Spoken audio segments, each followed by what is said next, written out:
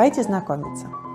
Меня зовут Оксана Аркадьевна, и я вам помогу в обучении игры на фортепиано.